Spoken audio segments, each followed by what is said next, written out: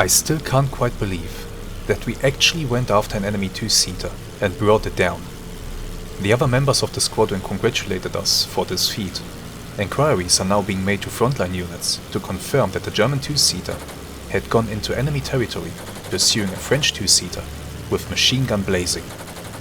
Maybe someone even saw the enemy plane go down and can confirm our claim.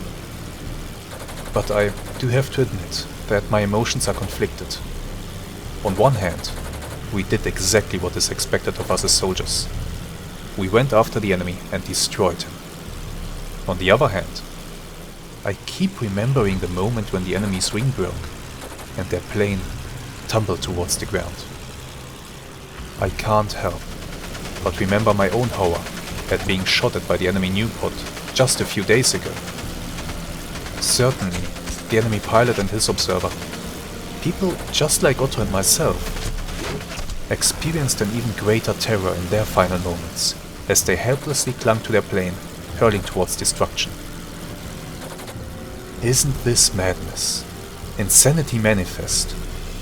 How can people whose only difference seems to be that they are speaking another language be brought to kill each other? Why did it have to come to this? And how many more will have to perish before it ends? I didn't have time to think these thoughts immediately after bringing them down. Our sudden engine trouble gave me enough to worry about. And then we had to retell the story of our encounter multiple times after we landed. But in the quiet moments, at night when I try to sleep, that is when these scenes play again and again in my head. I realize now that, although I have been with the unit for only a month, I have changed. I'm no longer the a little bit naive, nervous, freshly minted pilot who arrived at Douai with thoughts of medals and glory. I vividly remember my first impressions of Douai airfield. The airfield itself consists of a few buildings, sheds and tents. It had been the testing ground for the airplane manufacturer Brigitte before the war, and is now about 19 kilometers away from the front lines. The FFA consists of 6 pilots, of which 2 were flying escort and Fokker Eindeckers, while the remaining 4, including me now, were flying Aviatik C-type observation planes. Currently, the FFA has 6 observers serving in it, of which one, Oberleutnant Otto von Schelicher, is assigned to me.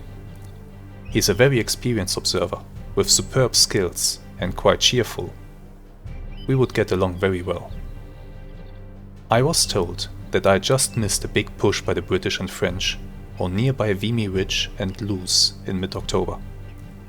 Then very bad weather set in, cancelling almost all flights and stopping the enemy's attacks. Because of the terrible weather, I had to wait until the 4th November for my first flight to the front. The Eindecker planes had caused the British and French terrible casualties in the air. They just didn't have enough capable single-seater scouts to challenge the Eindecker. We also had a huge advantage that our pilots could shoot through the propeller due to the secret interrupter gear. Our 2 Eindecker pilots had contributed to our dominance in the air. Oberleutnant Max Immelmann had already shot down 5 enemy planes, while Hauptmann Max Büchner had 4 confirmed victories. Both have received medals and fame for their exploits. Regarding our photo reconnaissance mission though, we expected that the bad weather had allowed the British to lick their wounds and made it likely that they would challenge us in the air. Because of that, I, as the new pilot, would be accompanied by Unteroffizier Ernst Kriener and his observer Lieutenant Johann Polowski in their Aviatik, and by our 2 Eindecker pilots. Such strong support really calmed my anxious mind. Our mission was to fly to the front line south of Vimy. My observer and I would be responsible for photographing the enemy positions, while the other planes provided security. This is the first time I had come this close to the ruined stretch of land around the front lines since I had left the artillery unit, although now I got to see it from a much different perspective. There was Vimy Ridge, just to the west of our airfield. An unassuming low ridge, and yet so much blood had been spilled in attacks and counterattacks on its slopes. It is held by our troops, The enemy trenches are just on the other side of it. I would have to learn the terrain features in our area of operations as fast as possible. Our formation first flew away from the front to a large gap in the clouds south of Douai. There, probably safe from enemy planes, we could circle and climb until we reached our targeted altitude of almost 3 kilometers. My plane was equipped with a big camera on its side that we would use to take the important reconnaissance photographs. Otto had 4 spare photographic plates, so that we would take 5 pictures in total, hopefully good ones, showing the enemy positions so that they can be targeted by artillery. The value of such photographs is evident from the effort undertaken to acquire them. 6 people in 4 planes are risking their lives. As we approached the front line, Otto made sure that his machine guns would work. Apart from our escort, they are our ultimate defense against enemy planes. I hoped that he was a good shot with them.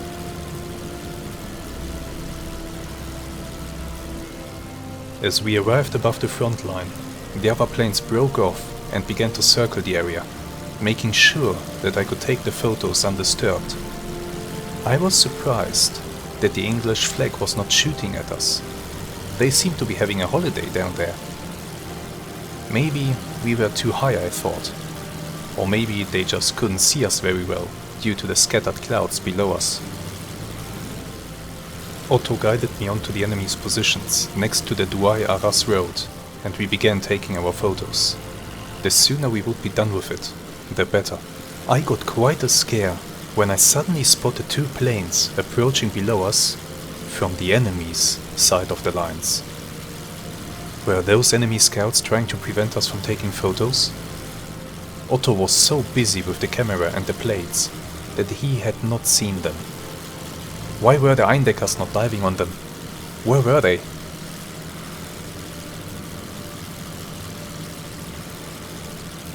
The enemy planes came into view just below us, and to my great relief, I saw the crosses painted on their wings. German scouts. They had been on a mission across the enemy lines, and were now flying home. I was very relieved. Had I already envisioned us in a hail of machine gun fire. But suddenly, the enemy flag, that had been so passive until now, started up. They certainly noticed those 2 scouts returning home, and were very determined to give them a farewell gift. Explosions suddenly blossomed all around them, but they flew on, completely unharmed by the enemy's effort. The enemy flag, now apparently awake, also started to shoot at my escorts, although the fire was not very heavy and not very well aimed. My aircraft was not bothered at all by them. Maybe they thought that they had a better chance of downing an aircraft if they were shooting at a group. Without being disturbed any further, we were able to take our final picture and started heading for home. I admit that before this mission, I had been quite nervous and also a little bit scared. My mind had built up visions of enemy flag blanketing the sky, of enemy scouts swarming us from all directions and tearing us apart in a hail of machine gun fire. But this really wasn't too bad. I expected much worse. I could absolutely see myself getting used to this. We soon landed back at our airfield, and the photos were immediately developed. Unfortunately, most of the pictures were either blurry or overexposed. Only one picture was good, but that is really all that we needed. The mission was a success.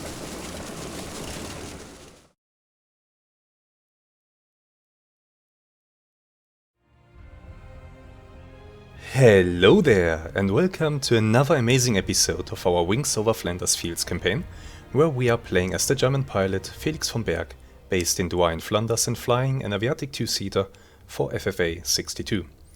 It is now the 2nd of December 1915, early in the morning. We will in a moment see what today has in store for us, but first we have to decide if we even want to fly, because as you can see here, we have rain moving in. There's a bad weather front moving in. I can move the time back, so let's do that. Okay, now it's inclement weather. It might be a really bad idea to take off at this time. Okay, looks like the bad weather is only holding for about an hour.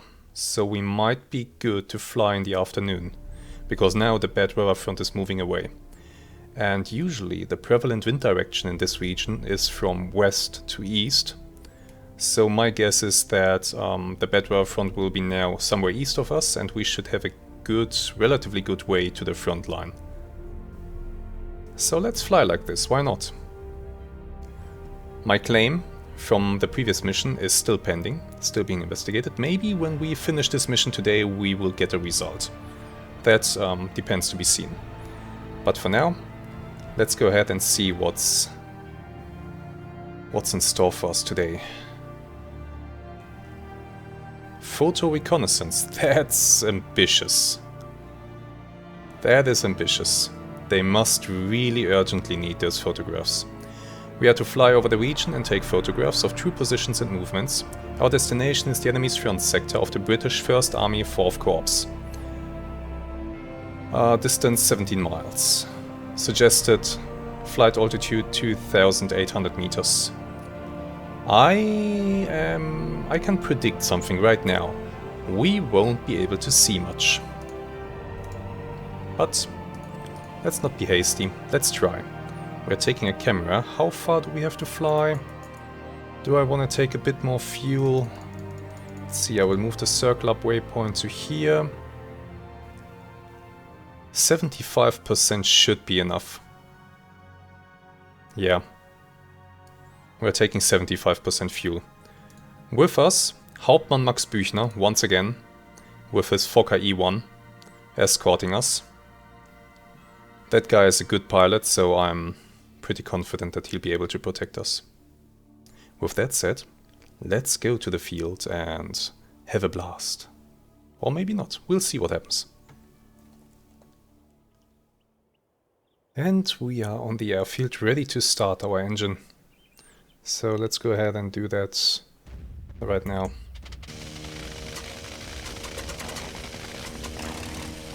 It seems that it's still raining a little bit, but the wind is indeed coming from the west, so the bad weather is moving away from us. And from our destination.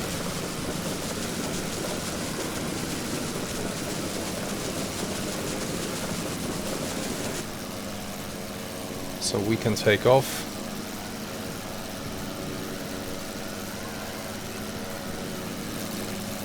He's following. Good, I'll just follow him to the circle up waypoint. But from there, we are gonna have to figure out where we exactly need to go. It's to the north of Lens, just east of Bethune. I might try to find those positions on my own this time without relying on Otto too much. It might actually be interesting in this weather. So we'll see about that. For now, I'm simply climbing out and I'm prepared to turn right and follow him out there. By the way, the issue with the anti-aliasing that I had in the previous episode, I think I fixed that. So today's video should look quite good and might even have better performance than we had in the first few episodes. Okay. By the way, it is always the case that each flight, or each Kette, as the Germans call it at this time, is moving to the circle up point individually. So that is why he is at the moment not following me. That will change once we arrive at the circle up waypoint. He will then slot in behind me and above me to protect me. But until then, we are just gonna fly with him.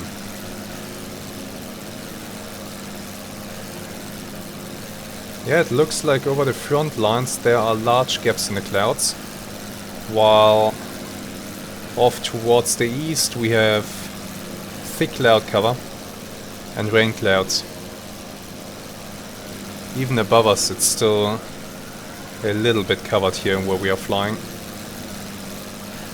But it might get better once we go over the front. Although, looking at this, it seems that there's better weather to the southwest.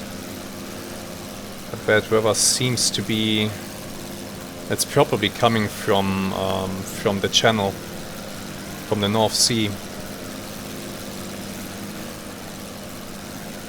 In that direction it's even still raining. We can see that our visibility ends over there, where the rain is coming down.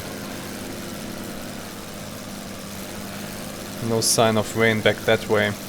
There you can see here where the edge of the rainfall is. Where to go?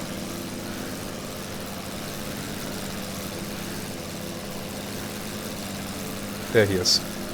I think we are at the circle up waypoint. They suggested 2,800 meters.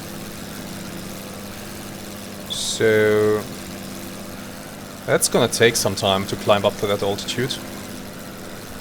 There's our airfield. Yeah, look, he's now gonna form up to escort me. We are gonna circle up and we'll resume the video once I am closing on the front lines and able to say if we have a problem with the visibility or not. We might be having one. I don't know yet. I just don't know yet. My goggles are incredibly dirty today. The engine must be sputtering a bit. Let's see, here's a gap in the cloud that we might be able to climb through. There's a gap. But in front of me it looks bad, so... yeah, it looks very bad in front of me. There's rain just in front of me, heavy rain. Let's turn around and find a nice gap to climb through. And yeah, then we'll resume this video, as I said, when we are closer to the front lines. So, see you in just a few moments.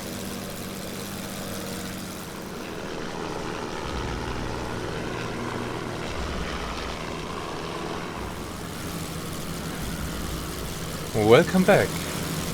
So, I have climbed up to altitude through that gap in the clouds behind me. I think that down there is Lens. So we are just, basically just east of Lens in the sky. Here, look at the map so that you can figure out for yourself where we are. And that means we pretty much have to go towards the northwest.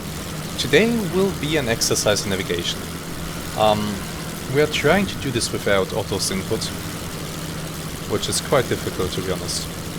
This aircraft, we don't have an altimeter, but I think just looking down there, I think we should be more or less at about the altitude where we need to be. So that should be fine. We just need to figure out where our target is. And that is made very difficult by these clouds. I hope that there is a gap in the clouds above our target, because if there isn't, then all of this is basically irrelevant anyway. Should be flying more left.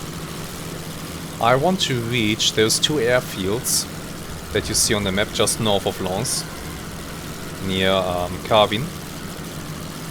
And from there we will then fly west once I've identified where these airfields are. But that will be difficult. That much I can tell you right now. I'm trying to look through gaps in the clouds to figure out if I am above one of these airfields or not. If I can spot them somewhere. But it's difficult, I'm telling you. We also have this little neat window down there, which is used for aiming bombs when you have some. But yeah, it's no great help. There is a large gap in the clouds over there in that direction, so maybe that's gonna be helpful.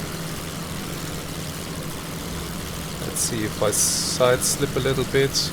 There's an airfield right down there. Right there. I just need to figure out which one it is. Okay, we are gonna set course for that.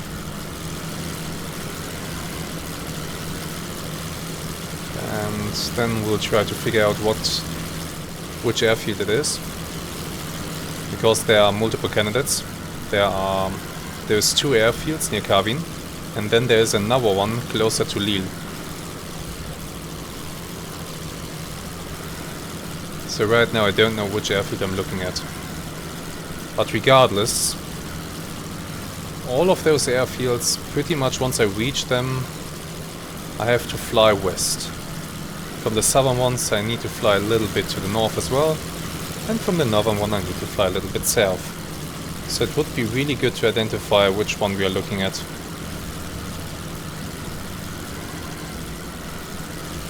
Nothing yet. Side slipping again. I think it was down there. We'll be there soon. My Fokker is still behind me, although lagging a little bit behind. I should pull my throttle back. We're saving a little bit of fuel. We might need that fuel.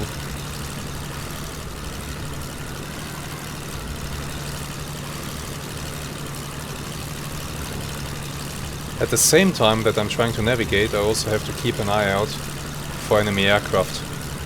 You can see that the weather is much better over on their side of the lines.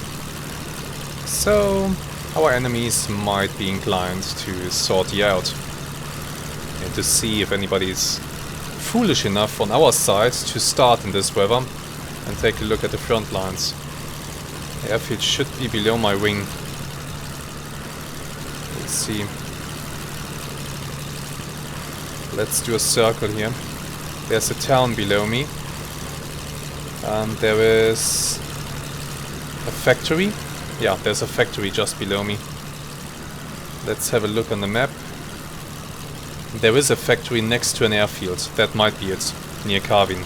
The town below me might be Kavin. Yeah, there's the airfield. And there should be another one. There, yes. We've found the airfields. Okay. Let's set course for that one. That will be the western airfield near Kavin. And from there it will be just a quick hop towards the west-northwest to the front lines. Fokker still with me?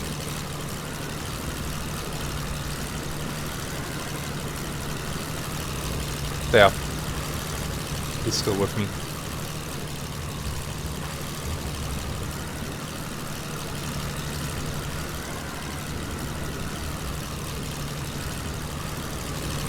Altitude, it seems about right.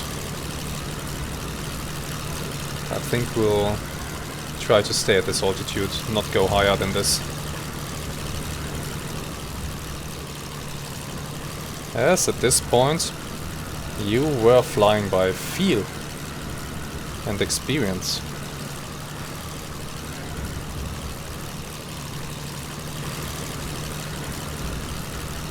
That's pretty terrifying when you think about it. Especially if you have inclement weather like this.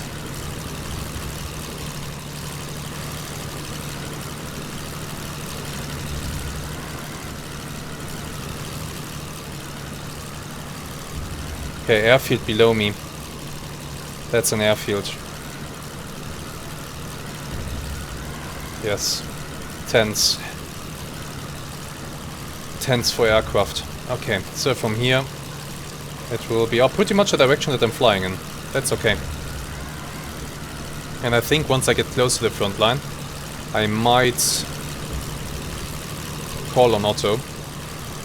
Because it's one thing to basically get into the area where you need to be. It's a whole another thing to actually find those frontline trenches that you need to photograph. Especially from altitude. Fokker is up with me, okay. But we'll try for ourselves first. Artillery bombardments on the front lines. Somebody's having a bad day. Direction is still good.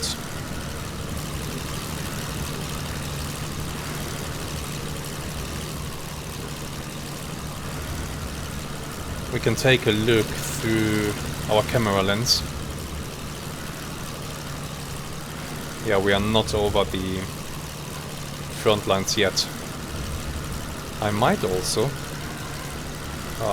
go and have a look from Otto's perspective, see if he can spot something. Yeah, the enemy positions are somewhere out there in the mud. Where exactly? No clue. No clue at all. That's the really tricky part.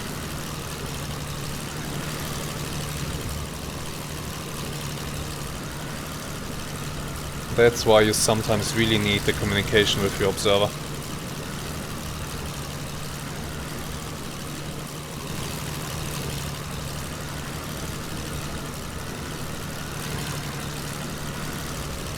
Fokker still above me, protecting my 6. No flak bursts. No sign of enemy aircraft. So, while we fly through the sky here, can I recommend another book to you? Of course I can. So last time I recommended the memoirs of Richthofen, of the Red Baron. As I said, it's an interesting read, but he did not get to finish his memoirs, for obvious reasons. And I read it in German, and the whole tone of it is quite cheerful considering the circumstances. So it really leaves an impression, on me at least, that he wrote the book, well, basically to release it maybe after the war. Because at the point where he started to write that thing, he was already very well known. He was already a celebrated pilot. And he probably expected that he will receive many more laurels and awards and whatnot. So maybe he expected that after the war he can sell that book. And it's written in what it seems to me quite a cheerful tone. And so I'm not really sure how authentic he's describing his experiences and his feelings. Or, alternatively, he really enjoyed his time on the front lines. That's the other possibility. But what else can I recommend to you? Well, let's see. Winged Victory. If you have not heard of that book, I very much enjoyed reading that one. It is written by... well, how do you say that name? Yates? Not sure. But Winged Victory, it's a novel, it's a fictional story. But the author was a pilot himself, and so he used his experiences to write that.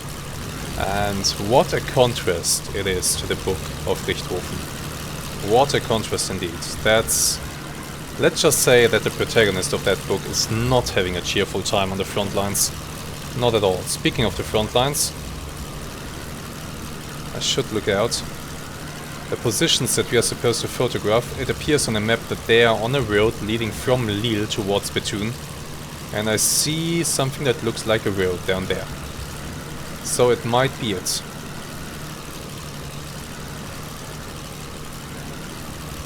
But where exactly those positions are, well... oh, there's a road actually. Okay, what I looked right now might be a railway line.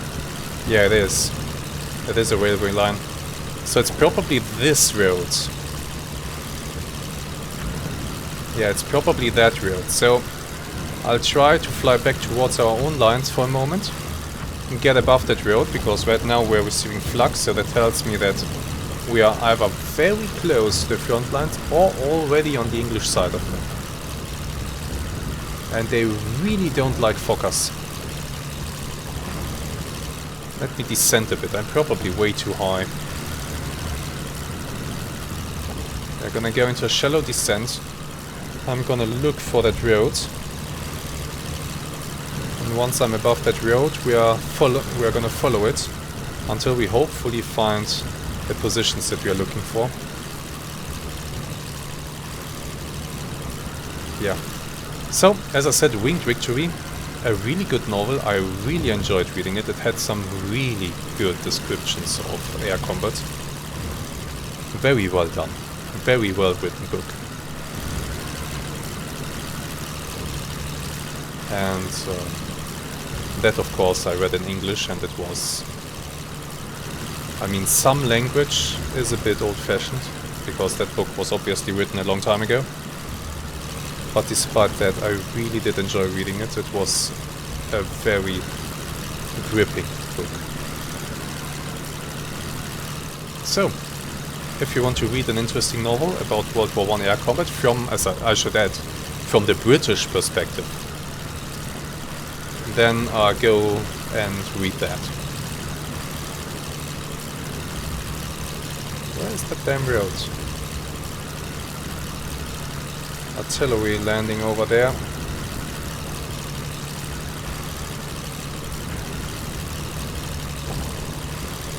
Shells falling in that area. Can't see anything. It looks like the positions that you're supposed to photograph. Still receiving anti-aircraft fire. Chugging along. Where did that road go? There's the railway line. The road must be to my left now. Yeah, there it is. Okay. There it is. There's the road.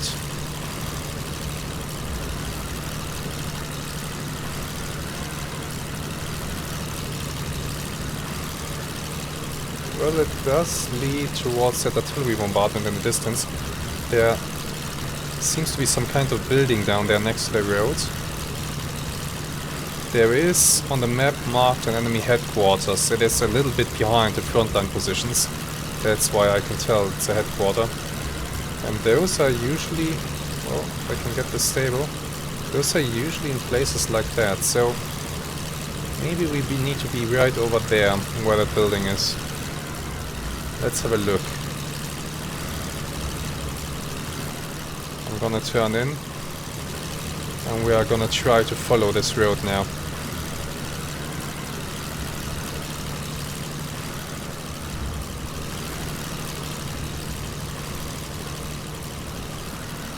No eyes on the road through the little window. Oh, there's a cloud below me. Great. Yeah, there's artillery fire landing right there.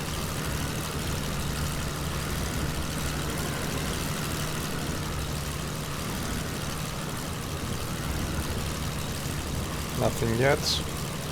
Flying west. Might have already passed it. Let's have a look at Otto's perspective. Oh, okay, this helps.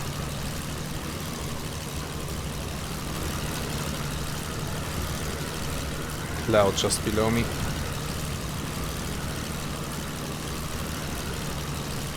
Let's fly this way. This should lead us along the roads, more or less.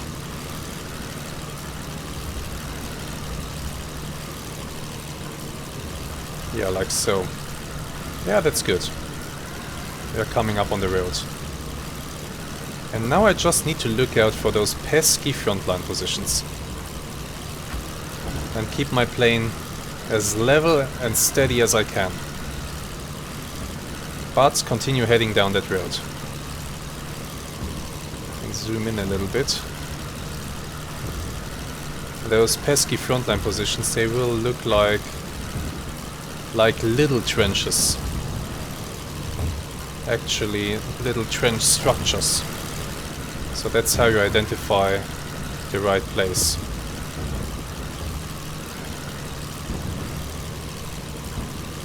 Right now I have nothing. And I need to turn.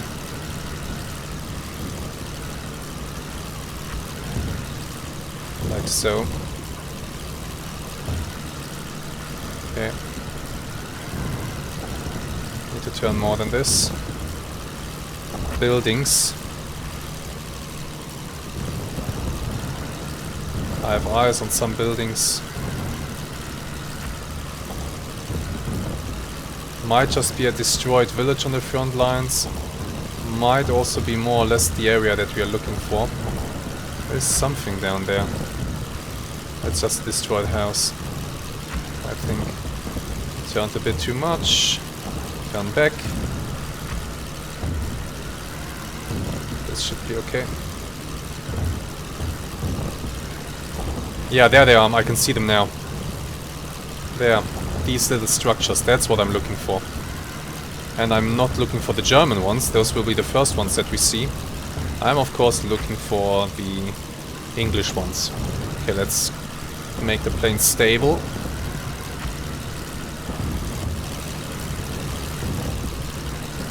Like so. And these are the English ones now. This is the second line.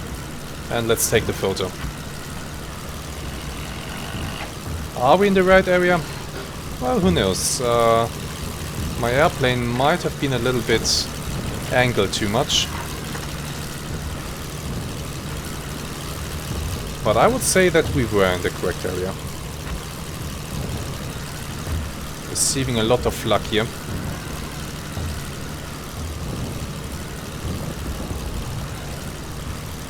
I continue to fly away from the road now, but that's fine. That will allow me to set up for another flight over that area. And this is how reconnaissance works if you keep things really to 100% realism. Although I don't know, I think that my idea to use the tech view here, with this basically being my communication with Otto, him pointing at things to me, and well, he is my observer / navigator. So I think that having this enabled is actually more realistic. But I just wanted to show how this...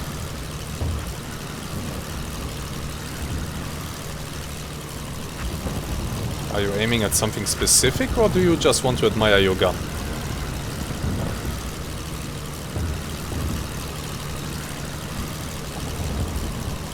No, I think he just wanted to admire his gun. That's okay.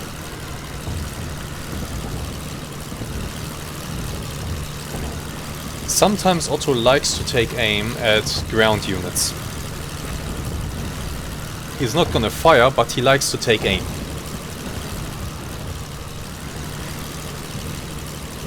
So I guess that's what this is.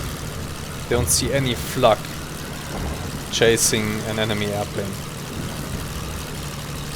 So we show... Oh, that was a close one. That was a close burst to us.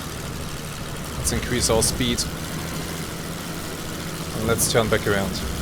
Yeah, as I said, I think having this enabled might actually be more realistic. Because at the end of the day, Otto is my observer / navigator. And pointing out to me where we need to go is precisely his job. So I think I'm gonna leave this on there. I'm gonna fly back and forth now. I'm gonna take a few photos. Hope that no enemy aircraft show up. And later, in the debrief, we might see if I was in the right area or not. That will be interesting.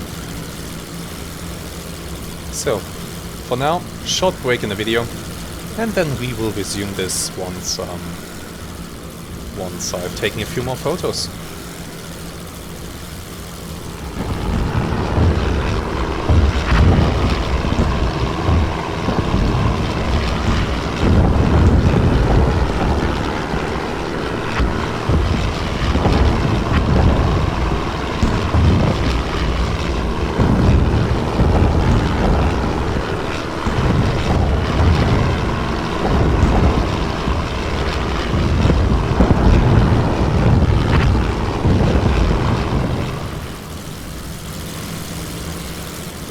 Welcome back.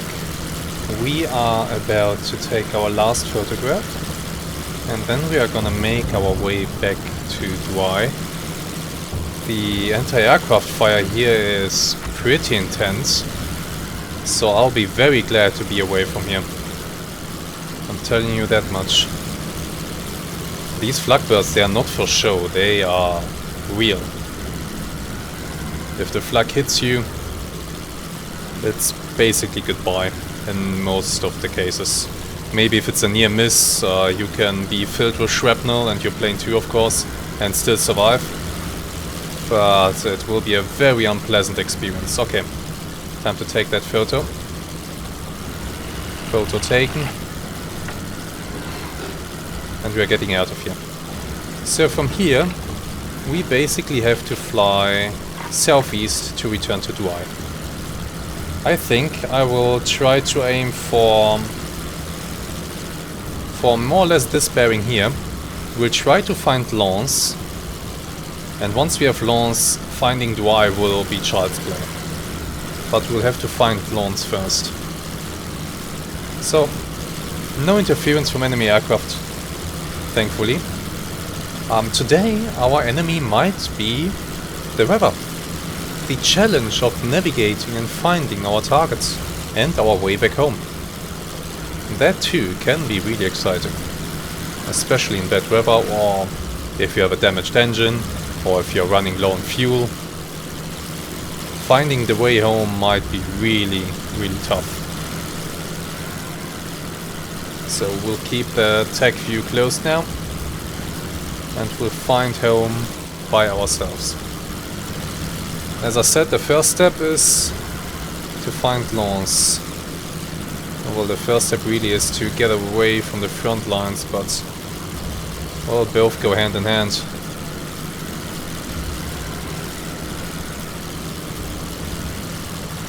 Lens might be actually right over there. That might be Lens. Let's fly that way. Direction is good. I think the direction might be good. We are also gonna start a slow descent. The Fokker is lagging behind a little bit, so I'm gonna pull back on the throttle. And we are gonna go down a little bit slower than this. Just a little bit slower. By the way, if this episode is really one where, or if this mission is really one where I don't see a single enemy, usually I would not put this up on YouTube. So far in the series, whenever I had such an episode, I didn't put it up. But I might put up this one, just because of the unique challenge of trying to find the position without any assistance from Otto. Trying to, you know, navigate this maze of clouds successfully, I hope. So maybe just because of that I'll put it up. But I want you to tell me what you think. Because after all, it is you who watch this. So is this something that you want to see? Like episodes where I don't encounter a single enemy? Or should I not upload those on YouTube and instead weave them into the story of Felix, so to speak? You decide. You let me know what you want. I'm happy either way. Just understand that if I have multiple of these missions in a row where not much happens, then I might spend a lot of time actually just playing until I have something recorded that's worthwhile for you guys to look at. So that's really the reason why I'm asking to know if this is something that I should put into videos or if you'd rather skip this. I'm really interested in your feedback on this. So do let me know, please. Yeah, I think that down there is Lens. It's big enough. The smashed remains of Lens, I should add. Don't see anything else anywhere. Till we fire down there on the front lines, as expected. And ahead of me is a nice gap in the clouds. I might use this convenient gap to dive through. Looks like my Fokker behind me is still receiving anti-aircraft fire. Where is... There he is, yeah. He's still following. He's still following, that's fine. We are gonna descend through this gap here. I'm gonna pull the throttle back even more. Allow the Fokker to catch up with me. And also allow me to not overspeed the aircraft while we dive. Although I must say the Aviatik C, it can dive. This thing can go fast. Well, fast for the 1915 aircraft that is. Can go surprisingly fast. Okay, from Lens, where we are right now, we have to fly pretty much west-southwest to reach Douai. East-southeast, excuse me. East-southeast to reach Douai. And we can also just follow the roads leading from Lens to Douai. So my aim right now will be to descend below these clouds. Use this gap here. That is just perfect for this purpose. And then start heading in the right direction. And the right direction might be that way.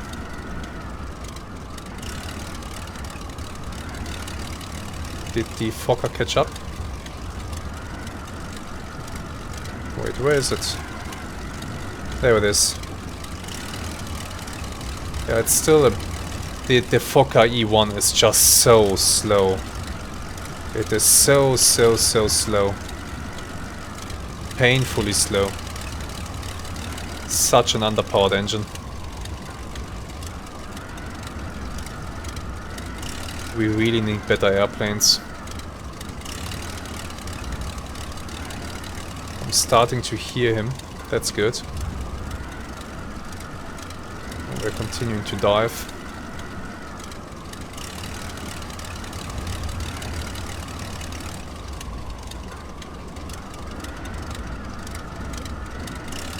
Just very cautious. You never know what might be hiding beneath a cloud. Fokker is following. Maybe he has engine trouble. Maybe he has a loss of power. Because he's unusually slow today. He really is. So we should really take care to get back to our airfield as soon as possible. I'm gonna throttle back up now. But not full. This is not full throttle. I am gonna increase the mixture a bit to adjust for our drop in height.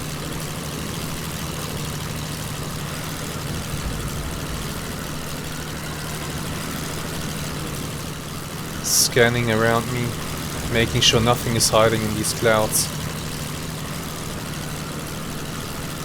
Fokker is getting closer, I think, so that's good.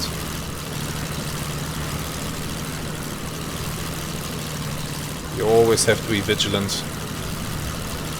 Never relax. The one time when you do relax is the one time when an enemy will arrive on the 6. I guarantee it. Yeah, that's the road.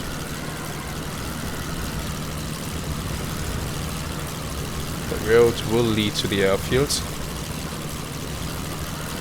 Should be somewhere out there. Oh, well, can't see it due to the light now. We'll just fly along this way. We should be able to find it. Then hopefully no enemies will use the opportunity that we are this low to come and jump us. We have an observation balloon here. It's still floating. So maybe no enemies try to shoot it down this time.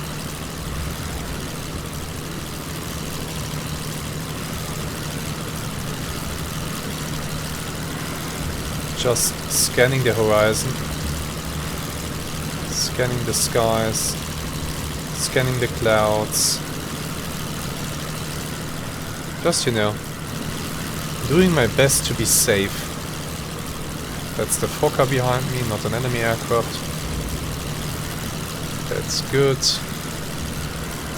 Okay, looking for the airfield. There it is. Right there.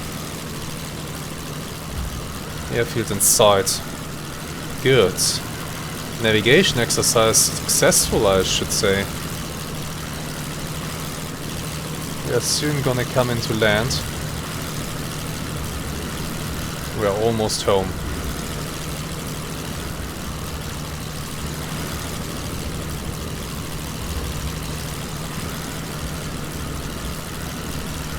Fokker has a hard time closing the distance, even though I'm at what, 3/4 throttle. So, not sure what's going on. He might indeed have engine trouble.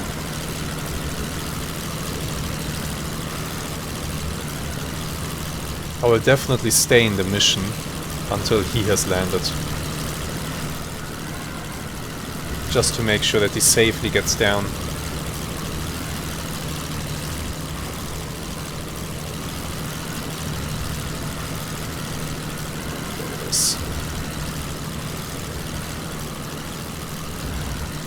Right there.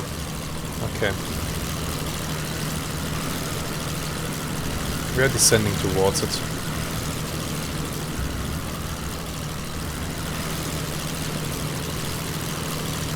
We are slowly descending towards it. My Fokker is still catching up.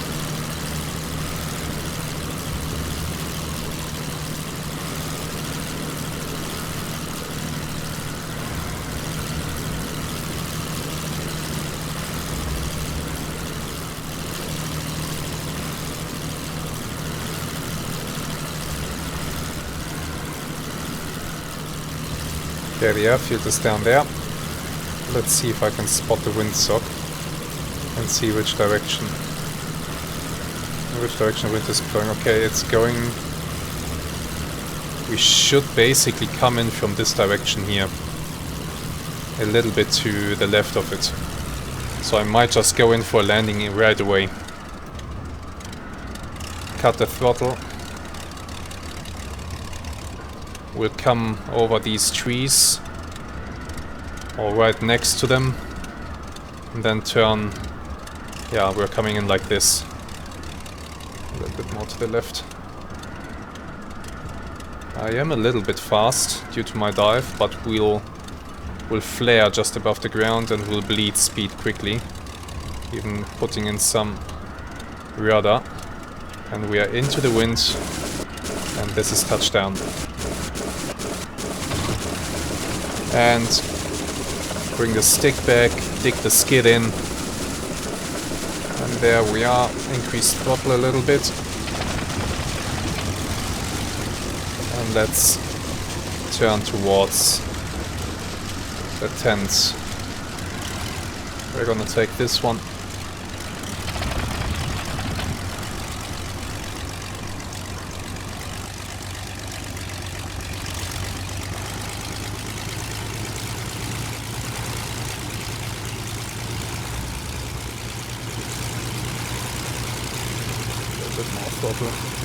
I hear the Fokker.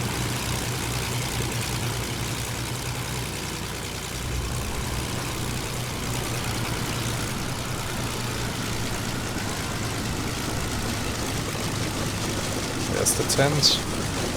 Bring the throttle back. I don't want to cause an accident. And there we are.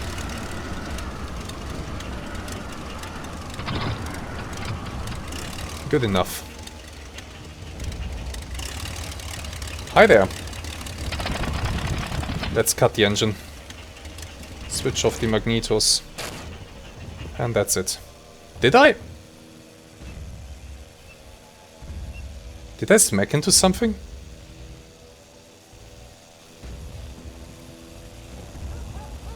Doesn't look like it. Was there something in front of me? I don't think so. Well, regardless, we've made it to the ground. There he is. Well, his engine is still working. That's great. I'll wait here until he has landed safely, I hope. And then we will take a look at the mission debrief together. So, see you in a few moments. And here we are at the debrief. Total flying time, just over an hour. Get ready for the next sortie. Da-da-da, your observer is relieved. No photos were usable, damn it. Well, let's take a look at the details. So, by the way, Max Büchner, he landed okay, everything was alright. And my aircraft doesn't seem to be damaged, so don't know what happened there, but everything is fine. But let's go. Recon details. Wrong location, oops. Not level, yeah, I get that. I wasn't really level. Poor visibility, overexposed, wrong location. So I wasn't quite in the right location, but I was very close, of that I'm sure. Then we had once more wrong location, then poor visibility, poor visibility, poor visibility. Yeah. The weather. And this weather, it's difficult. And this weather, it's really difficult. So, let's say done and see what happened to our claim. Has it been approved? Or denied? It is now December 3rd. The enemy must be as tired as we are with this never-ending mayhem, but we must continue. A repaired machine is ready for use. It is in the reserve pool. Beobachter Lieutenant Rolf Reimann has been given a 48-hour pass.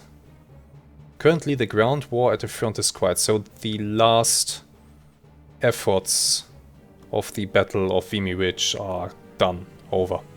It is now quiet. Apart from minor barrages and exchange of small arms fire. Reports are in that our own troops are shooting at our aircraft, often mistaking us for enemy machines. Current enemy air operations are quite numerous and the air war has been dubbed the Fokker Scourge. Viel Glück. Yes! Briefing from the Commandant. You are advised that the victory has now been confirmed. You have been awarded a medal for your actions. I am now the recipient of the Iron Cross 2nd Class. We'll take a look at that in the pilot list here in just a moment. Victory has been confirmed. And we have a new news article. Let's see. General Townsend digs in at Kut. The 6th Pune Division of the Indian Army under Major General Charles Townsend has fallen back to the town of Kut, about 100 miles south of Baghdad, after retreating from Ctesiphon. The British Empire forces have reportedly suffered significant losses and are down to around 11,000 soldiers, plus cavalry.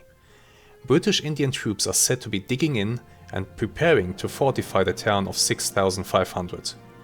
The Ottoman army is close behind and is expected to lay siege to the town, while British forces in Ali Ghabi are being prepared to mount a relief effort to save the garrison. Any news article that I missed before that? No. Okay. First of all, let's take a quick look at the mission that we have flown. All air units. I want to see what kind of things were going on in the air. So we took off from Douai, the Fokker took off from Douai. We flew around circling. Some BE-2Cs became airborne from Marieux. Yeah, more of them. Nieuports became airborne from Savy. More Aviatic B2s became airborne from Longa-Vestnes down there. B2s, that's a rough fate if you are flying a B2 at this point in the war, because that thing is unarmed. It's an Aviatic, it's a recon plane, it's not armed. No machine guns for the observer. That's rough. Some Caudrons are taking off. And of course at this point we already have planes in the air from earlier missions in the day. Oh, maybe not, because of the bad weather front that has just moved away. Maybe they are now all taking off. Okay, a German observation balloon here next to Lens takes hits from a Nieuport and is brought down by a Nieuport. Not far away from us, I should add. And we take our first recon photo up here. We fly around.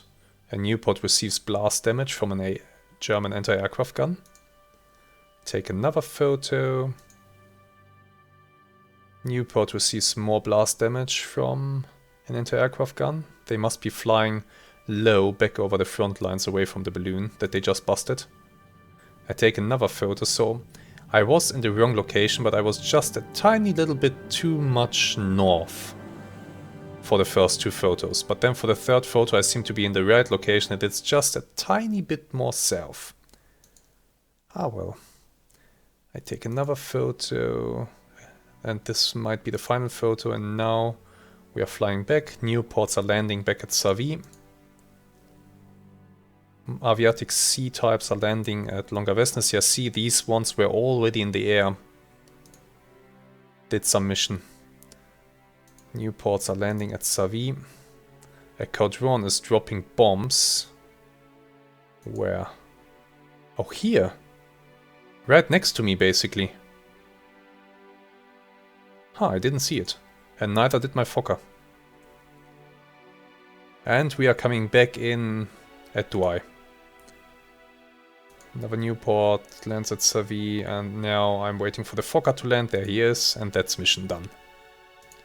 So you see, that's what I like about this game. The campaign system is dynamic. There's always something going on. Each squadron, they're having their own missions, their own tasks that they are performing, regardless of what you are doing.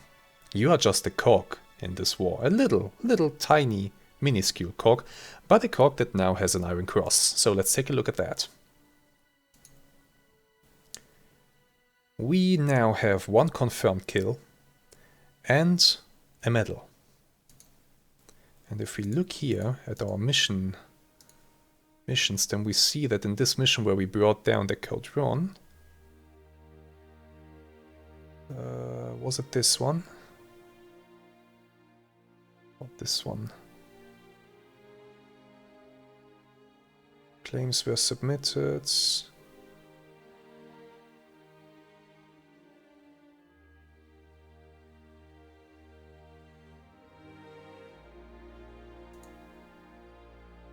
Claims on this day have been confirmed. Okay.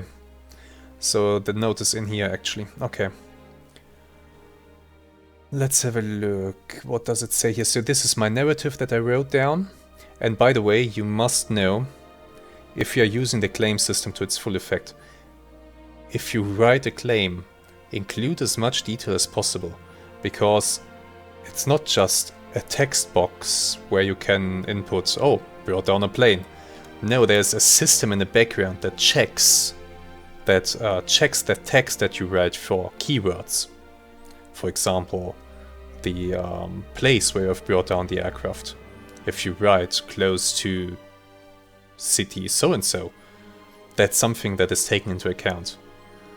Shot off his wing, and just be descriptive is the advice that I can give you. That increases your chances of having the claim confirmed. So, witnessed by Ernst Kriener, yes. Very nice. So it is confirmed. I'm very happy with that. That's the claim narrative. I just wanted to see if it would also tell me. Let's see, one machine. I just wanted to see if it will tell me which squadron that Caudron belonged to, but it didn't tell me that. Usually it does. I'm curious why it is not included here. Usually it does tell you which squadron the aircraft that you brought down belonged to. But rare. Maybe not for observation aircraft, I'm not sure. In any case... Oh, it's here. Oh, I was on the wrong page, of course. I have to be on the claims page, not on the flight log. On the claims page, we see that we brought down a Caudron, hostile machine. Remarks. Let's see, Operational Squadron, Enemy Squadron, Escadrille 202.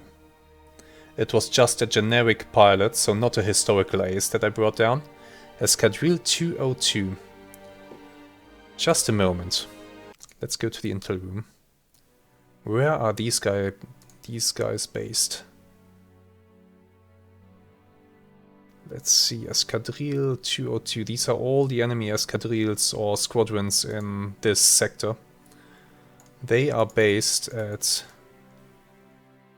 La Bellevue, near Doullens, between Doullens and Arras. And where did we bring it down? Wasn't it also to the north somewhere?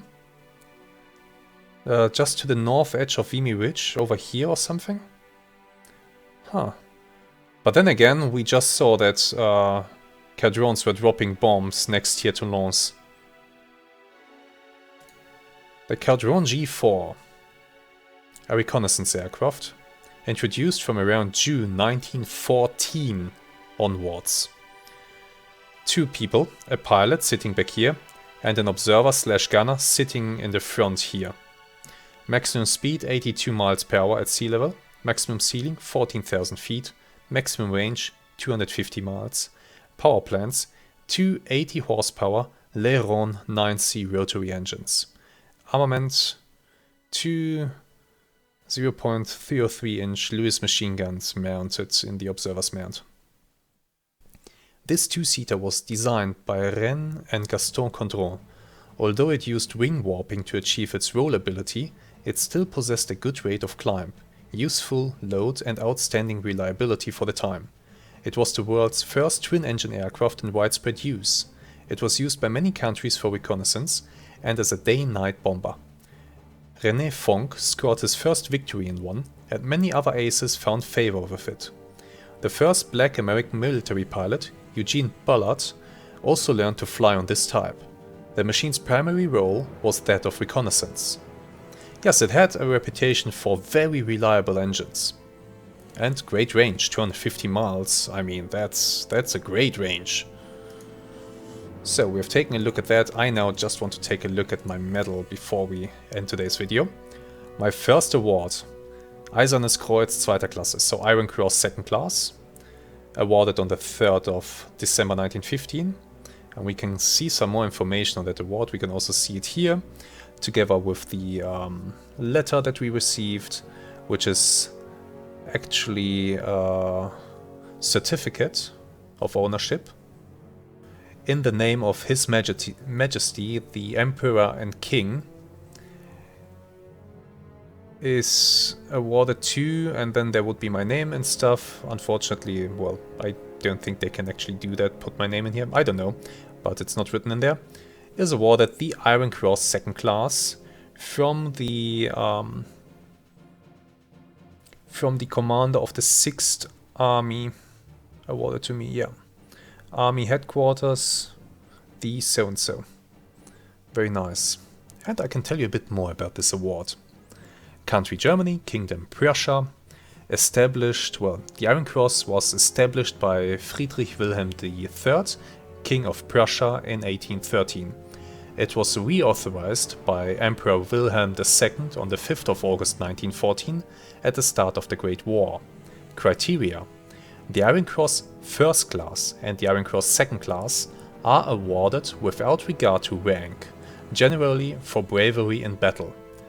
One must already possess the second class in order to receive the first class, though they can be awarded simultaneously. The egalitarian nature of this award contrasts with most other German states, and indeed many other European monarchies, where military decorations are awarded based on the rank of the recipient. The Iron Cross was designed by the neoclassical architect Karl Friedrich Schinkel in the form of the Tatzenkreuz and reflects the cross borne by the Teutonic Knights in the 14th century. The medal is a blackened iron center with silver trim around the edge, about 42 mm in size. The obverse bears the imperial crown in the upper arm, the imperial cipher W in the center, and 1914 in the lower arm. The reverse bears a simple oak leaf sprig in the center, 1914 on the lower arm, and the imperial cipher W and the crown in the upper arm. The ribbon suspension ring is marked with an 800 or 900 silver hallmark. Employing a pin or screw posts on the back of the medal, the Iron Cross First Class is worn on the left side of the recipient's uniform. The Great Cross and the Iron Cross Second Class are suspended from ribbons. The Iron Cross Second Class ribbon is black with 2 white edge stripes, the state colors of Prussia. Ribbon width Ribbon widths vary from 25 to 30 millimeters. The great cross of the Iron Cross is twice the size of the Iron Cross and is worn from a ribbon, black, with 2 white edge stripes around the neck. So the classes are Iron Cross second class, then Iron Cross first class, and the Grand Cross. Ah, my first order. This is nice. And to be honest, in this game it's actually an achievement. It really is. In this game, reaching A status is a true achievement. It's difficult. You have seen how easily I could have died against that damn Newports. Oh boy. Alright. Now, I want to thank you very much for watching today's episode. I hope that despite not seeing a single enemy today, you will still have found it to be entertaining and informative. And as I said, please let me know in the comments what you think of episodes like this. Is this something that you would like to see on occasion? Or do you really want every episode to feature an enemy in some way, shape or form? So please let me know what you think about that. I really do appreciate your feedback. And as you know, I really do read your comments and I try to reply to every single one. And you guys have just been amazing. I also want to really thank you. You have written so many awesome comments since this series started. You're really supporting this well and I really do appreciate it, and I'm thankful for that because, as you can quite clearly tell by the intros, a shit ton of work has gone into this. And I am enjoying myself immensely. So, with that all said, once again, thank you very much for watching. I hope you have some great days, and I look forward to seeing you again next time. Until then, have some great days, and goodbye.